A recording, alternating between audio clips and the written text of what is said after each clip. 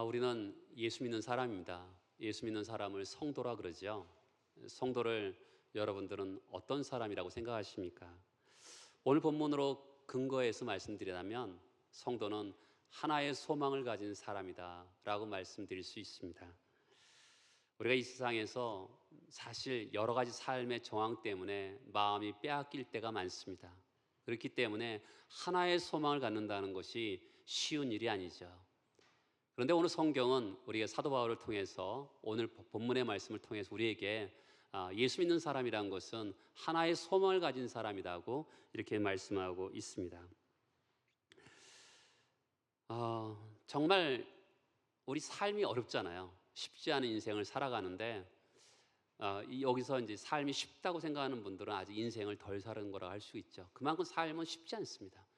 그런 가운데 속에서 정말 하나의 소망이 선명해지고 깊어지고 온전해지는 삶을 산다는 것은 바로 성도라고 볼 수가 있습니다.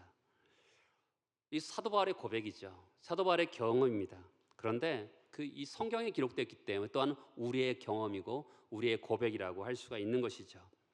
오늘 말씀을 읽으면서 사도 바울은 훌륭한 사람이구나 이렇게 끝난다면 이 본문을 우리는 잃어버리게 되는 것입니다. 사도 바울의 고백일 뿐만 아니라 우리의 고백이고 우리의 경험이 되도록 이 본문을 읽어야 되는 것이죠. 사람들은 어렸을 때는요, 내가 무엇을 위해 살아갈까 이렇게 생각합니다.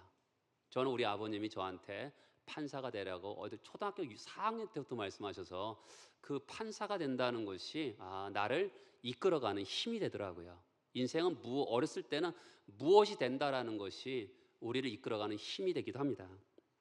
하지만 나이가 들수록 무엇이 되기보다는 어떻게 살아야 될 것인가 이런 생각이 많이 듭니다.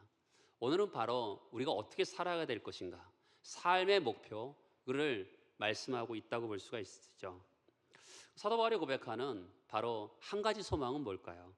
20절에 보면 나의 간절한 기대의 소망을 따라 아무 일에든지 부끄러워하지 아니하고 지금도 전과 같이 온전히 담대하여 살든지 죽든지 내 몸에서 그리스도가 존귀하게 되게 하려 하나니라고 합니다. 우리는 누구든지 기대하는 바가 있죠. 소망하는 바가 있습니다. 그것이 바로 궁극적인 목표라고 할 수가 있습니다.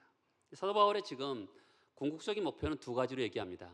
내가 아무 일에든지 부끄러워하지 않는다라고 표현합니다. 그렇죠? 부끄러워하지 않는다라는 것은 우리 예수 믿는 사람이 부끄러워하는 게 뭡니까? 바로 예수 그리스도를 부인하는 것입니다.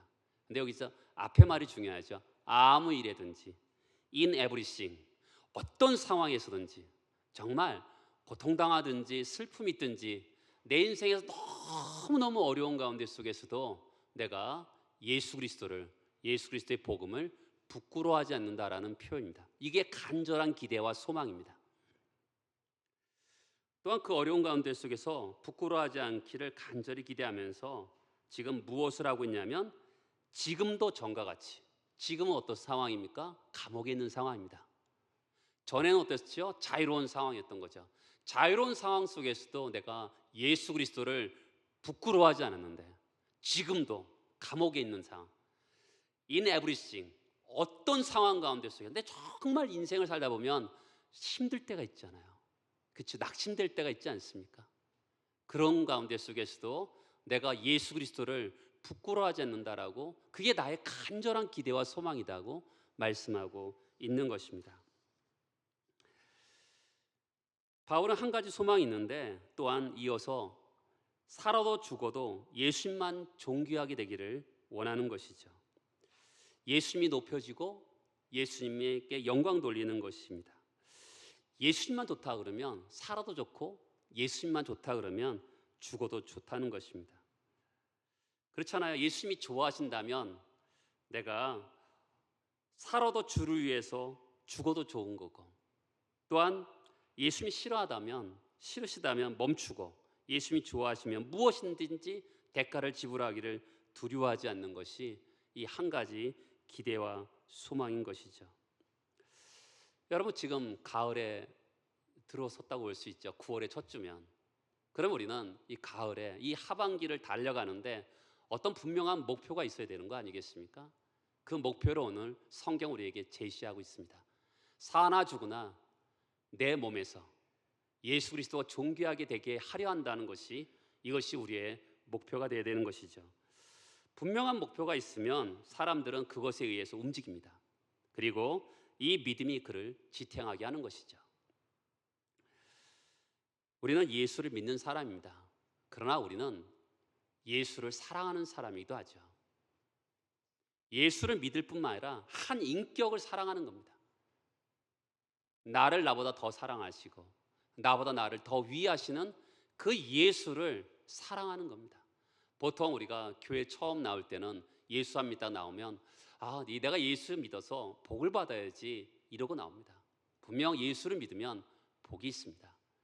그러나 예수를 믿는다는 것은, 우리가 성경은 우리에게 예수를 사랑하는 거라고 얘기합니다. 한 인격자 대신 그 예수 그리스도를 사랑하는 것이죠.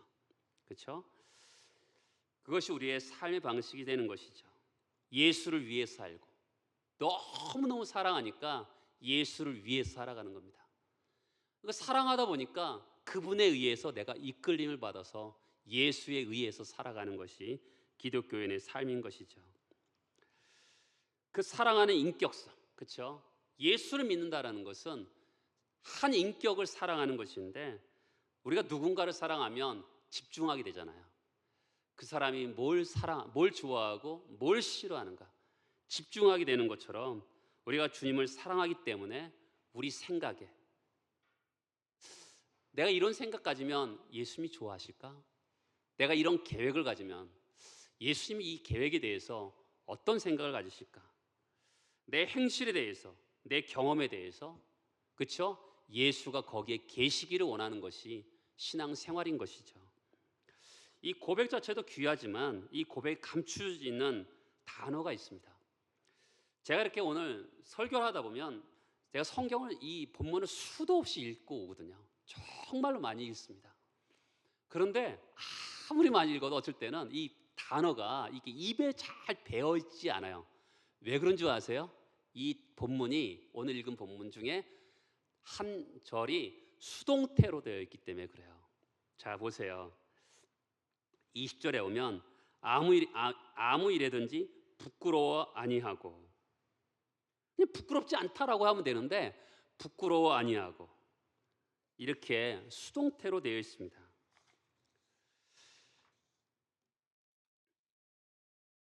사랑하는 여러분, 내가 원하는 그 복음이 나를 협박하여 어떤 것 때문에 위협하고 칼 때문에 부끄러워하지 않기를 내가 결심한다, 이러면 얼마나 멋있어요. 그런데 그렇게 표현하는 게 아니라 수동태로 표현해요. 누군가에 의해서 내가 부끄러움을 당하지 않는다라고 이렇게 표현하고 있는 것이죠. 왜 그랬을까요? 우리 그렇잖아요. 우리 달란치 할 때 나는 할 수 있어 막 이러잖아요. 그런데 자기 한계와 연약함을 알기 때문에 내가 부끄러워하지 아니하고, 이렇게 수동태로 표현하는 것이죠. 30년 넘도록 감옥에 평생 주를 위해 살고 감옥에 갇힌 이 위대한 사도가 자신을 표현하면서 그냥 나는 부끄러워하지 않는다 이래도 되는데 나는 부끄러워하지 아니하고 라면서 수동태로 표현하고 있습니다. 두 번째 핵심 동사가 뭡니까? 내 몸에서 그리스도가 존귀하게 되게 하려 하나니. 저는 이 말을 읽기가 어렵더라고요. 왜 그래요? 수동태니까 그렇습니다. 내 몸에서 그리스도가 존귀하게 되기를 원합니다, 이러면 될 거 아니겠어요? 그런데 내 몸에서 그리스도가 존귀하게 되게 하려 하나니, 얼마나 어렵습니까? 우리말로 하기도. 그렇죠? 영어로 하면 더 쉽습니다. 사실 근데 우리말이 이렇게 수동태를 표현하는 게 굉장히 어렵습니다. 왜 그럴까요? 이 영웅 같은 사도 아니겠습니까? 근데 내가 살든지 죽든지 예수만 위대하면 된다 이렇게 표현하지 않고 자신의 한계와 연약을 충분히 인정하면서 허물투성이고 약함투성이를 충분히 인정하면서 고백하는 것이죠. 내가 살아도 주를 위해 살고 죽어도 주를 위해서 죽기를 원하는데 수동태로 자신의 한계와 연약함을 인정하면서 내 스스로의 힘과 결심으로는 부족한 거예요. 그래서 수동태로 이것을 고백하고 있는 것입니다. 여러분, 이러한 영광스러운 고백을 보면서 어떻게 하고 있습니까? 이 바울은 정말 훌륭하구나, 이렇게 지나가면 안 되는 것이죠. 이것은 목회자나 선교사가 적용되는 게 아닌가. 그렇지 않죠. 우리 모두에게, 성경은 우리에게 모두에게 쓰여진 책 아니겠습니까? 부끄러워하지 아니하고 그리스도가 존귀하게 되게 하려 하나니, 이런 고백을 하고 있는데 너무나 마음에 와닿는 것 같아요. 왜 그러냐면 어쩔 때 저도 주를 위해 살겠다는데 어쩔 때는 자신만만하겠는데 넘어질 때가 있더라고요. 자식의 약함과 자기 연약을 알기 때문에 부끄러워하지 아니하고 그리스도가 존귀하게 되게 하려 하나니, 이렇게 수동태로 고백하는 것이 예수 믿는 맛을 보여주는 것이죠. 예수 믿는다는 것은 이런 것이구나 라는 생각이 들어요. 우리가 이런 고백을 붙들고 사나 죽으나 그리스도가 존귀하게 되게 하려 하나니, 어떻게 보면 감히 말할 수 없는 거죠. 그렇죠? 이렇게 말하고 싶을 때가 있어요. 내 몸에서 정말 예수가 존귀하게 되기를 원합니다라고 말하고 싶을 때가 있는데, 차마 나의 인생을 돌아보면서 이렇게 담대하게 말하기가 어려운, 그럼에도 불구하고 어떻게 해요? 간절한 소망과 기대가 뭐냐면 수동태로 나 이렇게 살고 싶다라는 것을 고백하고 있는 것이죠. 근데 사도 바울은 자신의 힘으로 충분하지 않게 19절에 보면, 이것이 너희의 강구와 예수 그리스도의 성령의 도우심으로 나를 구원에 이르게 할 줄 아는 거로. 수동태로 고백했는데 그 안에 무엇이 들어있냐면, 자신은 너희들의 기도와 너희들의 중보 기도와 또한 성령의 동행과 도우심으로 수동태로 자신의 신앙을 고백하고 있는 것이죠. 그렇죠? 자신의 한계를 알기 때문에 너희들이 기도해 주어야지만 내가 지금 이 예수 그리스도를 부끄러워하지 않을 수 있다. 성령이 도와주셔야지만이 내가 사나 죽으나 내 몸에서 그리스도가 존귀하게 될 수가 있다. 이렇게 표현하고 있는 것이죠. 일반 종교에서는 이렇게 하지 않죠. 그렇죠? 내가 훌륭한 사람인데 이렇게 표현하겠어요? 내가 그래도 만약에 막 높은 경지에 이르렀는데 이렇게 표현하겠습니까? 그렇지 않죠. 사람들한테 멋을 내야 되려면 어떻게 하겠어요? 나는 내 몸에서 그리스도가 존귀하게 되기를 원합니다. 막 그렇게 막 뻥뻥 쳐야 되는데, 그렇지 않고 수동태로 표현하면서 어떻게 해요? 성도들의 기도와 성령의 도우심으로 이것을 할 수 있다고 자기의 연약함을 고백하고 있는 것이죠. 세상은요, 힘을 가지고 세상을 바꾸려고 합니다. 그렇죠? 알렉산더가 힘을 가지고 세상을 변화시키는 그런 모습을 보잖아요. 그런데 성도들은 다른 눈을 가지고 있는 것이죠. 왜요? 우리가 너무 연약하고 무익하고 약한 것을 볼 수 있기 때문에 정말 간절한 한 가지 기대와 소망이 있는데, 그것은 예수 그리스도를 내가 부끄러워하지 않고 또한 사나 죽으나 내 몸에서 그리스도가 존귀하게 되기를 원하는 그 한 가지 소망이 있는데, 그것을 수동태로 표현하고 있다라는 것입니다. 이 세상은 힘을 가지고 명예를 가지고 능력을 가지고 바꾸려는 세상에 예수는 이 땅에 오셔서 종이 되셨습니다. 그리고 연약한 제 아들을, 성도들을 받아주셨던 것이죠. 우리가 정말 다른 종교랑 기독교의 차이는 여기 있어요. 그렇죠? 기독교는 자기의 약함을 알고 자기의 어리석음을 알기 때문에 이 고백조차도 수동태로, 나는 그렇게 할 수 있는 힘이 없습니다. 성도들의 기도와 성령의 도우심만이 내가 이렇게 살아갈 수 있는 힘이 될 수가 있습니다라고 자기 약함을 이렇게 수동태로 적나라하게 표현하고 있는 것을 볼 수가 있는 것이죠. 정말 사도 바울은 평생을 예수만 바라보고 살았거든요. 그런데도 그는 자기 약함을 알기 때문에 수동태로 이렇게 표현하면서 이 기독교의 정수를 보여주고 있는 것이죠. 세상의 사고방식은 어떠냐면 부자가 되고 힘을 가져야 되고 그리고 위대한 사람이 되어서 남을 정말 존경과 인정을 받아야 된다고 하는 것이 세상적인 사고방식입니다. 그런데 우리는 어떻습니까? 어리석고 나는 미련하고 정말 약함을 고백하면서 한 가지 소망을 붙드는데, 그러면서 예수 그리스도를 존경하게 되기를 원합니다라면서 어떻게 해요? 예수를 붙들고 있는 거죠. 내 고백조차도 예수만이 이 고백을 이룰 수 있음을 고백하고 있는 것입니다. 자신을 신뢰하지 않는 거죠. 그렇죠? 우리가 신앙이란 게 뭐예요? 나를 신뢰하지 않는 거거든요.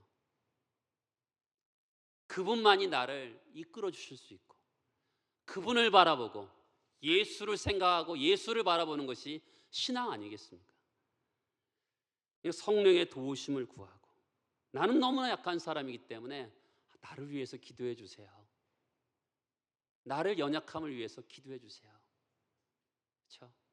제가 이렇게 목회할 수 있다라는 게 바로 여러분들이 저를 위해서 기도해 주시기 때문에 이렇게 부족하고 연약한 자가 이렇게 강단에서 말씀을 전하는 사역을 할 수 있다고 생각이 듭니다. 한 가지 소망이 있고 살아가는데, 그가 정말 성도들의 기도와 또한 성령의 도우심으로 이런 한 가지 소망을 가지면서 영광스러운 경험을 하고 있는 것이죠. 여러분, 우리도 다, 저도 봉사하지만 여러분도 봉사하잖아요. 우리가 잘나서 교회를 봉사하는 게 아닙니다. 약하고 부족한데 누군가 나를 위해서 기도해 주기 때문에 주를 위해서 봉사하는 거고요. 성령의 도우심이 있기 때문에 우리가 하나님을 위해서 살아갈 수 있는 것이죠. 내가 잘나서 내가 기도해서 그렇게 됐다, 그런 게 어디 있습니까? 그건 아직도 기독교를 모르는 거죠. 기독교는 나의 연약함을 아는 겁니다. 나의 약함을 알면서 누군가 나를 위해서 기도해 주기 때문에, 성령이 나를 도우시기 때문에 지금도 내가 주를 위해서 일할 수 있다고 고백하는 것이 바로 기독교의 영광인 거죠. 신앙생활하면서 우리는 자꾸만 뭔가 남에게 베풀려고 하고 남을 가르치려고 할 때가 있어요. 저도 그렇습니다. 그런데 기독교는 뭡니까? 종이 되고 섬기는 것이죠. 희생하고 누군가를 윤택하게 하는 것이죠. 어떻게 해요? 누군가 나를 위해서 기도해 줬기 때문에, 누군가 나를 위해서 성령께서 나를 도와주셨기 때문에 정말 종이 되고 섬길 수가 있는 것이죠. 교회는요, 영광스러운 공동체예요. 교회가 교회되는 것은, 그것은 성령의 도우심과 성도들의 기도로 교회가 교회되는 것이죠. 그 교회 안에 정말 복음을 부끄러워하지 않고 어떤 상황 가운데 속에서도 예수를 부인하지 않고, 내가 살든지 죽든지 내 몸에서, 내 몸이라는 것은 육체를 말하는 것이 아니라 내 모든 생활에서, 가정생활에서, 직장생활에서, 교회생활에서, 모든 일터에서 그리스도가 존귀하게 되게 하려 한다라는 그런 모습이 교회에 보일 때 교회가 교회되는 거죠.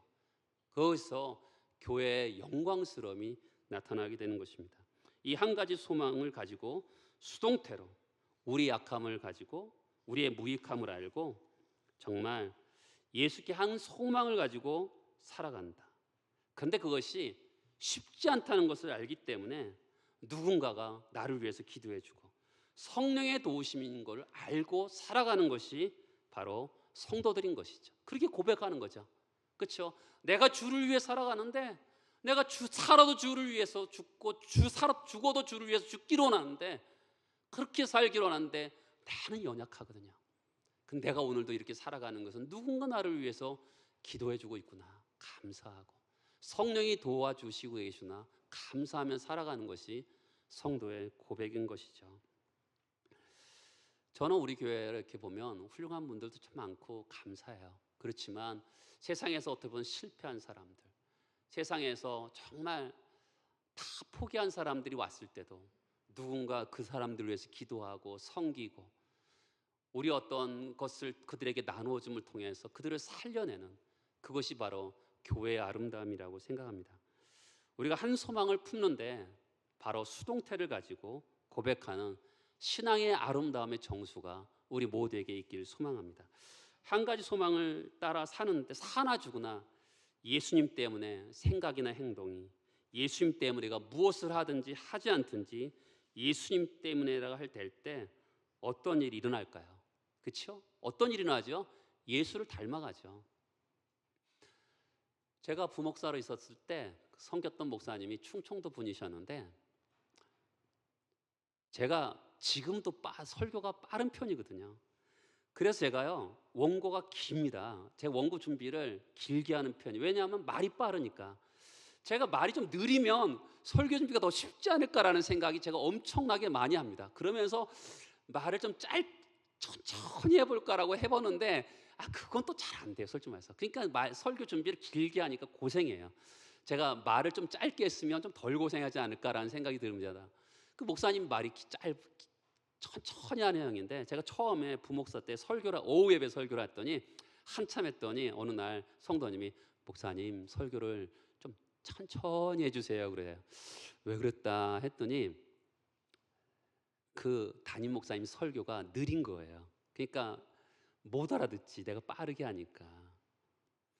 제가 그게 담임 목사로 오래 했다면 그 성도들 알아들었을 텐데 천천히 익숙해지니까 그러다 보니까 어느 날 저도 충청도 사투리도 쓰고 그러더라고요. 그래서 말도 느려지고 그런 면이 있어요. 사람은 닮게 돼 있습니다. 같이 있다 보면 닮게 있는 거죠. 기독교의 영광이 뭐냐면 예수를 붙들고 살다 보니까 예수님의 모습이 보이는 것이죠. 그렇죠? 사람은 이 세상은요 사는 것을 좋아합니다. 잘 사는 거, 그렇죠? 그 다음에 사람들에게 베풀며 사는 거, 존경받으며 사는 것을 좋아합니다. 근데 예수를 닮아가다 보니까 무엇이냐면 죽는 것도 좋다고 얘기하는 것이죠. 그렇죠? 너무나 재밌게도 지금 사도 바울은 생사를 알 수 없거든요. 죽을 수도 있고 살 수도 있는데 한 가지 소망을 붙들고 살다 보니까 예수를 보고 살다 보니까 한 가지 눈이 열리는데 21절에 보면 사는 것이 그리스도니 죽는 것도 유익합니다. 사는 것이에요. 사는 것. 이게 참 성경을 읽다 보면 어렵습니다. 저도 이렇게 성경을 하면서 어렵다는 생각. 영적 생활에 대한 이야기인데요. 영적 생활은 첫 번째는 우리 예수를 믿습니다. 근데 그것에 그치지 않고 두 번째는 뭐냐면 예수와 연합합니다. 근데 그것에만 그치지 않고 오늘 말처럼 따라서 사는 것이 그리스도니. 이게 뭐냐면 예수님이 내 대신 산다는 거예요. 이게 영적 생활의 어떤 마지막 단계라고 볼 수 있어요. 한국말이 어렵습니다. 그러니까 사는 것이, 그러니까 우리가 영적 생활이 내가 예수를 믿고 좀 지나다 보면 예수와 내가 연합하게 되고 그러다 보면 마지막 단계는 예수가 내 대신 살아주는 거거든요. 이게 그런 표현입니다. 근데 죽는 것도 유익하대요. 자, 23절에 보세요. 23절에 보면 세상을 떠나서 어떻게 해요? 그리스도와 함께 있는 것이거든요. 죽음을 뭐로 표현하는 거죠? 예수 그리스도와 함께 있는 것을 죽음으로 표현하고 있는 거야. 그렇죠? 죽음이란 의미가 뭐냐면 영원히 육체를 떠날 때 예수 그리스도와 함께 있는 것이다라고 표현하고 있죠. 우리가 예수를 사모하잖아요. 예수를 찬양하고 예수를 사랑하는데 지금 내 인생에서도 예수와 함께 하잖아요. 그런데 육체를 벗어버리고 나니까 더 예수와 함께 영원히 함께 있다라는 것을 죽음을 그렇게 표현하고 있는 것이죠. 이 땅에 우리가 살아가지만 너무나 힘들 때가 많죠. 앞으로도 우리는 문제를 수없이 많이 안고 살아갈 것입니다. 그러나 주님 앞에 섰을 때 그 아픔과 수고와 눈물을 다 사라지죠. 그런데 주님 앞에 섰을 때 영광의 면류관도 주실 거예요. 그런데 가장 기쁨이 뭐겠습니까? 나를 사랑하셨던 그 주님과 영원히 함께하는 게 이 죽음의 가장 큰 의미거든요. 예수께서 어떻게 하시죠? 생명과 썩지 아니하였을 것을 드러내셨거든요. 그러니까 예수를 바라보니까 죽어도 생명이 있는 거거든요. 그리고 썩지 아니하게 된다는 것을 알게 됩니다. 그럼 어떻게 돼요? 죽는 것도 별 문제가 없겠구나라는 생각이 드는 거 아니겠습니까? 그러니까 우리가 살아가면서 바로 굉장히 중요해요. 이 땅에 살아가면서도 예수와 함께 살지만 저 땅에서도 예수와 함께 산다는 것이 기대가 되는 거죠. 그러면 사망에 대한 관점이 뭐죠? 자, 사망이 뭐예요? 성경은 사망이 뭐라고 합니까? 따라서 해보시겠어요? 23절에 세상을 떠나서. 이 떠나서라는 게 영어로 보면 depart예요. 이 출발이에요, 출발. depart는 출발이거든요. 그러니까 죽음을 성경은 뭐라고 보냐면 출발점으로 보는 거죠. 세상은 어때요? 죽음을 끝나는 걸 보잖아요. 그러니까 세상 사람들이 죽음에 대해서 두려워하잖아요. 왜냐하면 다 끝났다고 보는 거잖아요. 그렇죠? 내가 가지고 있는 명예도 끝나고, 내가 가지고 있는 돈도 끝나고, 내가 가지고 있는 지위도 다 끝난다고 생각하잖아요. 성경은 죽음의 관점을 출발로 보고 있는 거거든요. 끝나는 것이 아니라 출발로 보고 있는 것이죠. 그리스도와 연합함을 통해서 육체를 벗는 순간 새로운 출발인데 거기에 예수와 영원히 함께하는 것으로 출발점으로 보고 있는 것이죠. 저는 여러분들을 기대하는 면이 있어요.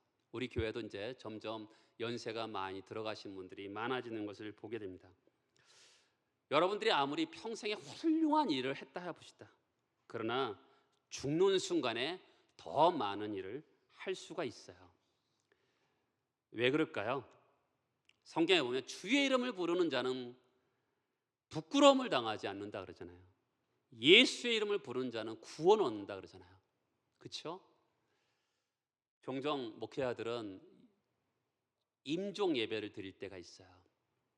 가서 그분에게 다시 한번 예수를 영접시킬 때도 있고 구원의 소망을 붙들기도 하고 찬송을 부르면서도 있을 때가 있습니다. 근데 그때 이제 그분들에게 이렇게 얘기할 때도 있죠. 주의 이름을 부르는 자는 부끄러움을 당하지 않습니다. 그리고 예수의 이름을 부르는 자는 구원 얻습니다. 이렇게 이야기하면 아멘 하면서 그럴 때 그 잔잔한 아멘이란 말 한마디가요 자녀들에게 울림이 됩니다.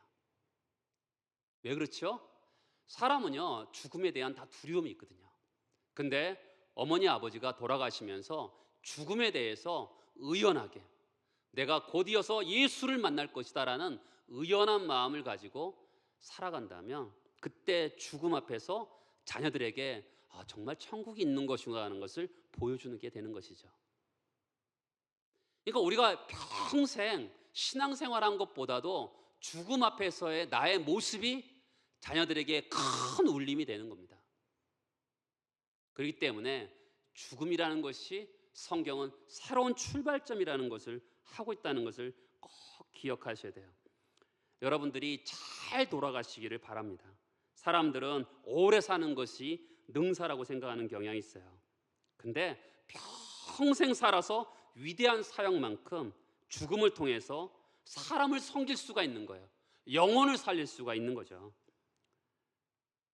세상은 이 땅이 전부라고 생각하는 사람들에게 정말 죽음에 대해서 두려워하고 있는 사람들에게 이 땅이 전부가 아니라는 것을 죽음을 통해서 예수 그리스도의 죽음을 믿는 사람으로서 그 죽음을 통해서 믿지 않는 자녀들에게 믿지 않는 형제들에게 보여주게 되는 것이죠.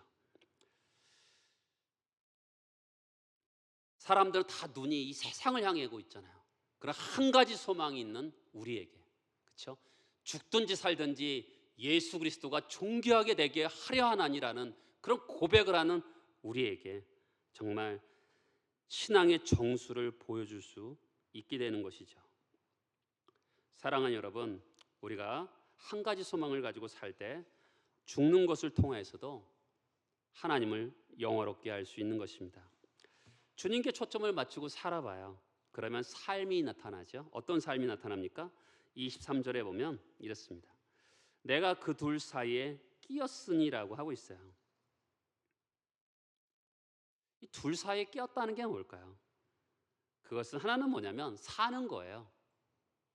두 번째는 뭐냐면 죽는 겁니다.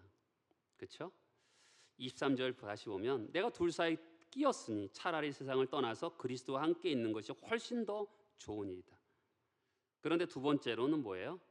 육신으로 있는 것이 너희를 위하여 더 유익하리라. 사도 바울이 무죄로 석방되는 게 있고요. 또한 죽는 게 있어요. 근데 사도 바울이 원하는 게 뭐예요?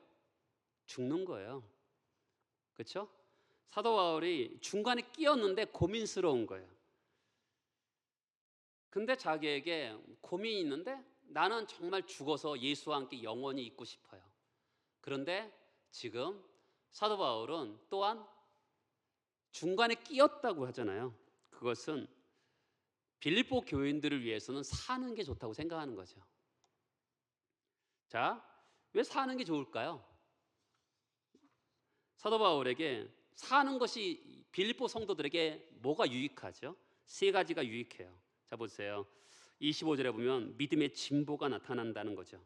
왜요? 사도 바울이 살아서 가서 말씀을 전해서 믿음의 진보가 나타날 수 있잖아요. 두 번째는 기쁨을 위하여. 사도 바울이 살아났으니까 얼마나 기쁘겠어요. 세 번째는 26절에 보면 그리스도 예수 안에서 너희 자랑이 나로 말미암아 풍성하게 한다.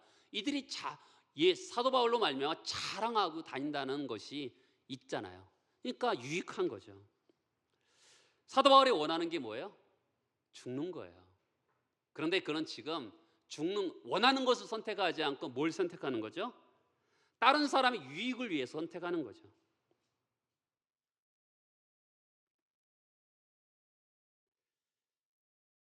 자기의 유익이 아니라 다른 사람의 유익을 위해서 선택한다라는 거죠.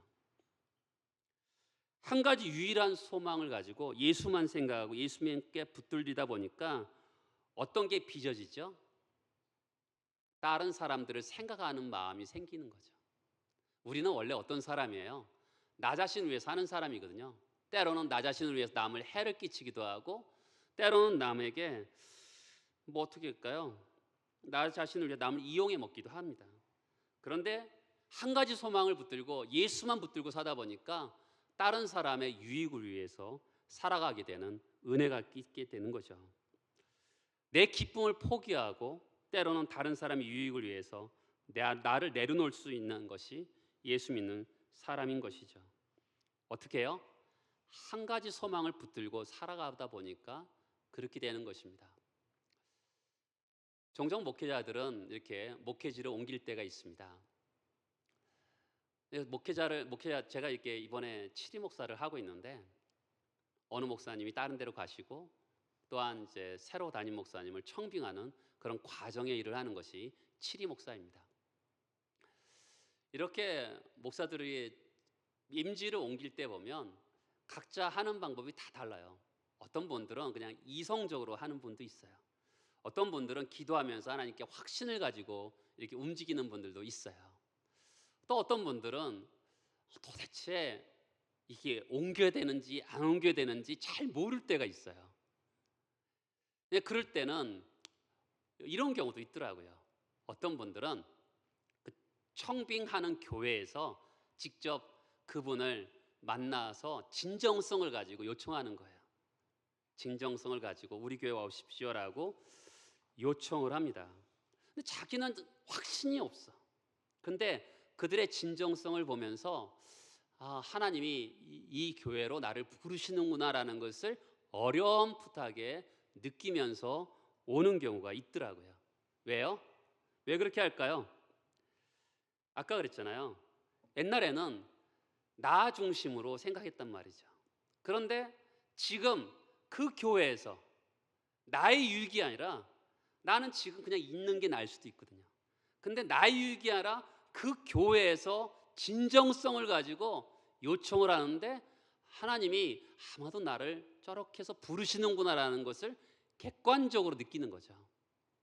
어느 분은 그렇게 말씀을 인용하는 경우도 있었어요. 요한복음 21장에 보면 젊어서는 스스로 띠띠고 원하는 곳으로 다닐 거지만 늙어서는 내 팔을 벌리리니 남이 네게 띠띠고 원하지 아니하는 곳으로 데리러 가리라.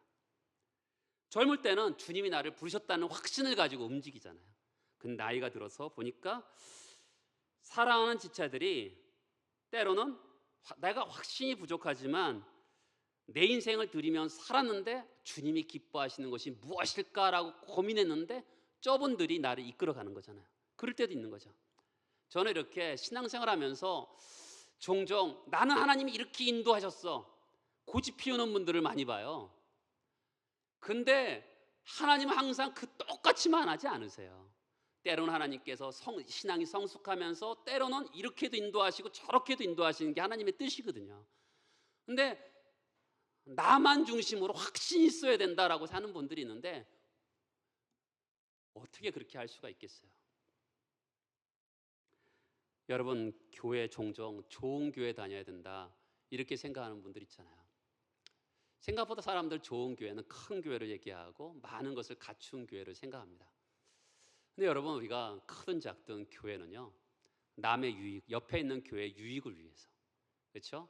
우리가 그 은혜를 흘려보내는 그런 교회가 된다는 것도 굉장히 중요한 의미를 갖습니다. 우리 인생이 그다지 길지 않습니다. 한 세상 기왕이면 잘 살아야 되는 것이죠.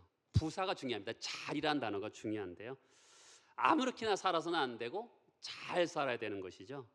어떻게 잘 살아야 되죠? 한 가지 소망, 부끄러움을 당하지 않고 또한 살든지 죽든지 내 몸에서 그리스도가 존귀하게 되기를 구했던 그것처럼 이렇게 그런 목표를 가지기를 소망합니다.